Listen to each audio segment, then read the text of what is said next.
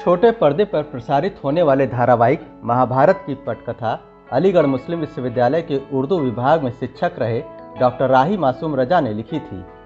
राही मासूम रजा का अलीगढ़ में वह कमरा और मकान आज भी मौजूद है जहां पर बैठकर उन्होंने महाभारत के कई एपिसोड लिखे। वह उर्दू विभाग में 1960 में पढ़ाया करते थे। उस समय अलीगढ़ के एक फिल्म निर्माता आर चंद्रा, जो बहुत मशहूर थे, अपनी फिल्म नई उम्र की नई फसल की शूटिंग कर रहे थे। इस दौरान राही मासूम रजा मुंबई के लोगों से संपर्क में आए थे। इसके बाद वे मुंबई चले गए और वहां तकरीबन 300 फिल्मों की स्क्रिप्ट लिखने का काम किया। बी.आर. चोपड़ा ने अपने मेगा सीरियल महाभारत का निर्माण जब वे कर रहे थे, तब उन्होंने पटकथा और संवाद लिखने का काम डॉक्टर राही मासूम रजा को दिया था, जो उनके जीवन का सर्वोच्च काम है। वे यहाँ शमशाद मार्केट स्थित आफताब मंजिल कोठी के बगीचे में बैठकर महाभारत के कई सीन लिखे। उन्होंने महाभारत के साथ ही नीम का पेड़ और चंद्रकांता जैसे धारावाहिक की पटकथा भी अलीगढ़ में रहते हुए लिखी। राही मासूम रजा ने का नाम, हालांकि वो फिल्म इंडस्ट्री में चले गए थे, उतनी फिल्म इंडस्ट्री में उनको शोहरत नहीं मिली जितनी कि उनको धारावाहिक महाभारत में मिली। और जो भी आदमी महाभारत अभी कुछ दिन पहले भी टीवी पे आ रहा था, तो लॉकडाउन के दौरान में लोग उसका मजा ले रहे थे, तो वो है, मैंने इत्तेफाक से राही मासूम रजा को देखा है, बरता है। मेरे ज़माने में स्टूडेंट नहीं थे, वो टीचर थे, तो उसके बाद चले गए थे। लेकिन क्योंकि अलीगढ़ के अलीगढ़ में यहाँ पर रहे, तो इसलिए अलीगढ़ से उनका बड़ा गहरा रिश्ता रहा। यहीं छात्र रहे, यहाँ टीचर रहे, और उनकी बहुत सारी चीज़ें, टोपी शुक्ला अलीगढ़ के कल्चर के ऊपर उन्होंने लिखी है, आधा गांव भी उनका है, तो बहुत सी चीज़ें उन्होंने इस तरह की चीज़ें लिखी हैं। और एक भारत के लेखक के रूप में भी जानती है कि उन्होंने महाभारत की पटकथा और उसके डायलॉग लिखे थे। दरअसल राही ने ये काम एक चुनौती के रूप में स्वीकार किया था। उनके ऊपर जब ये आरोप लगे कि एक मुसलमान महाभारत जैसे हिंदी महाकाव्य को कैसे लिखेगा, तो इसको उन्होंने बहुत चुनौती के रूप में लिया और उन्होंने कहा, मुझसे बड़ा हिंदुस्तानी कोई नहीं है। और महाभारत जिस रूप में प्रदर्शित हुआ, प्रस्तुत हुआ, वो सब जानते हैं कि वो कितना मकबूल हुआ। राही सारी जिंदगी सांप्रदायिकता के खिलाफ लड़ते रहे और हर प्रकार के सांप्रदायिकता के खिलाफ थे। उनका ये बहुत बड़ा दर्द था कि आज हिंदुस्तान में हिंदुस्तानी सबसे छोटी अक़लियत है, सबसे छोटी माइनॉरिटी हिंदुस्तानी आदमी है। कोई बंगाली, पंजाबी, गुजराती, मराठी है, तो लेकिन इतने हिस्सों में बटा हुआ हिंदुस्तानी समाज है, लेकिन हिंदुस्तानी कोई जो अपने आप को कहता हो, वो शायद ही कोई मिलता है। तो इस रूप में वो हमेशा समाज के इन सवालों पर सोचते रहते थे।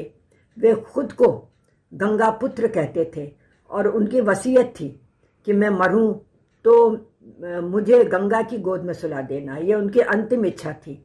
और बाद में उन्होंने एक लंबी नज्म भी लिखी थी जिसमें उन्होंने कहा कि अगर मैं बम्बई में मर जाऊं तो कहीं भी कोई भी पास की नदी हो, उसे वो गंगा का ही रूप होगी, मुझे उसमें सुला देना, उनकी अंतिम इच्छा थी। तो इस तरह से राही पूरी भारतीय संस्कृति के प्रतीक हैं। उनका पूरा लेखन, उनकी चिंताएं पूरे भारतीय समाज को लेकर के हैं। वे हमारे जैसे जैसे दिन बीत रहे हैं, वे हमारे और अधिक निकट हो रहे हैं और अधिक रेलिवेंट हो रहे हैं। राही साहब की थी वो, और महाभारत जिस तरह से उन्होंने लिखा और जितनी उसमें रिसर्च की, उनके पास एक बंडल था जिसको रबर बैंड लगा के रखते थे। वो कुछ लेटर्स थे जो लोगों ने बी.आर. चोपड़ा को लिखे थे, और उसमें लिखा था कि ये आप एक मुसलमान से महाभारत लिखवा रहे हैं और ये क्या लिखेगा, और ये आपको सोचना चाहिए, और अगर उसने महाभारत के साथ इंसाफ नहीं किया तो हम इसे मार देंगे, ऐसे इस तरह से धमकियां भी थी। बहुत सारे इस तरह के फैनेटिक लोगों के लेटर्स थे। उन लेटर्स को, उनको तो सैकड़ों उनके फैंस थे, लेकिन उन लेटर्स को संभाल के रखते थे कि ये लेटर्स ऐसे हैं जिन्होंने मुझे इंस्पायर किया, मेरे अंदर आग पैदा की कि मुझे लिखना चाहिए, और मैंने उसके साथ, और इस कदर उन्होंने महाभारत में इतनी जान खपाई थी। इसका अंदाज़ा इस बात से लगा सकते हैं कि वो आदमी जो कि टेलीफोन पे बात करते हुए स्क्रिप्ट लिख रहा है, लोगों से बात करते हुए स्क्रिप्ट लिख रहा है, जब वो लम्हे लिख रहे थे अलीगढ़ में, तो वो कागज़ को इस तरह फाड़ कर फेंकते रहते थे। इन्हें चिढ़ जाते थे वो अपने आप पर, वो लिख नहीं पा रहे थे, इस कदर एग्जॉस्ट हो गए थे वो महाभारत के लिए। उन्होंने इतनी रिसर्च की थी। वो घर का नौकर हो, उनका एक कुत्ता था टॉफ़ी, वो उनकी समझिए बिल्कुल दोस्त जैसा था। वो उसको बुलाते, वो गोद में बिठा ले रहे हैं और साथ में स्क्रिप्ट चल रही है, और एक स्क्रिप्ट लिखी उन्होंने, उसको फेंक दिया सोफे के नीचे, दूसरा हाथ डाल के खींचा, दूसरी फाइल सामने आ गई, उस फाइल पर उन्होंने लिखना शुरू कर दिया। इस तरह के उनके कमाल था जो कि बहुत कम लोगों का होता है। लोग कंसंट्रेशन के चक्कर में अलग अलग पहाड़ों पर जाके लिखते हैं, होटल्स में कमरे किराए पे ले लेते हैं, दरवाजे बंद करके बैठे रहते हैं। उनके लिए कुछ नहीं था। वो एयरपोर्ट पे बैठे हैं और शोर हो रहा है, आसपास लोग, औरतें बातें कर रही हैं, उनसे कोई मतलब नहीं था। उनसे बात भी करते जाते थे और स्क्रिप्टिंग करते जाते थे। डॉक्टर राही मासूम रजा एएमयू में पढ़े और यहाँ पढ़ाया भी। इसके बाद वे मुंबई नगरी चले गए, जहाँ उन्होंने 300 से अधिक फिल्मों की स्क्रिप्ट राइटिंग की, लेकिन उन्हें असली प्रसिद्धि महाभारत मेगा सीरियल में स्क्रिप्ट लिखने के बाद मिली। डॉक्टर राही मासूम रजा कट्टरपंथियों से उनका 36 का आंकड़ा था।